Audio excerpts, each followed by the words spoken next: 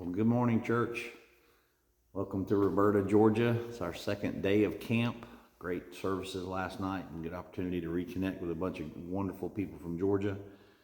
Our devotion this morning comes from Philippians chapter 1, starting in verse 15. And let me ask before we even read the text. You ever driving down the road and the way people around you are driving, you start giving driving instructions to them? You're correcting all they're doing and you're working through their stuff. Do you ever, when you're in a restaurant and the other kids are there, families are there with their kids, and they're not controlling their kids or managing their kids like you think they ought to be managed, and you have your own ideas about all that. We all do. Here's a very interesting passage. Paul says, verse 15 of Philippians 1, some, to be sure, are preaching Christ, even from envy and strife. Some also from goodwill. The latter do it out of love, knowing that I'm appointed for the defense of the gospel. The former are proclaiming it out of selfish ambition.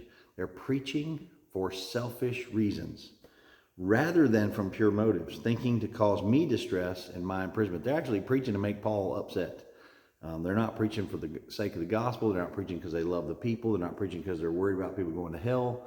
They're preaching to make Paul upset. All kinds of wrong motives in that. Paul says, what then? Only that in every way, whether in pretense or in truth, Christ is proclaimed. And in this I rejoice. Yes, I will rejoice. So some people are doing their spiritual life all wrong. And Paul is looking at that saying, okay, I'm in prison for preaching the gospel. I'm going to write a letter to a church that's literally inspired by God. Multiple times he's going to do that, by the way. But Paul's response is, I'm going to rejoice that God's doing some work out there. And even when it's being done wrong, he's okay to let the Holy Spirit sort of work all that out. He's not freaking out at all the inconsistencies or incorrect ways people are navigating things. And so when others do life differently than you do life, even your spiritual life, we're really not the Holy Spirit of everyone. I know some of you are figuring this out and some of you are working on it and you're working on it in your own life. I have enough, the Holy Spirit has enough work to do in me that I don't need to try to micromanage or manage and drive everyone else's deal. Let God have time to work on them. It took a long time for him to work on me, and he's still working on me, and he's still working on you. So we need to stay in our lane. I like to say you're not the sheriff of everybody, so you don't go around giving out spiritual speeding warnings and spiritual speeding tickets or spiritual you're driving too slow tickets or you're driving recklessly tickets.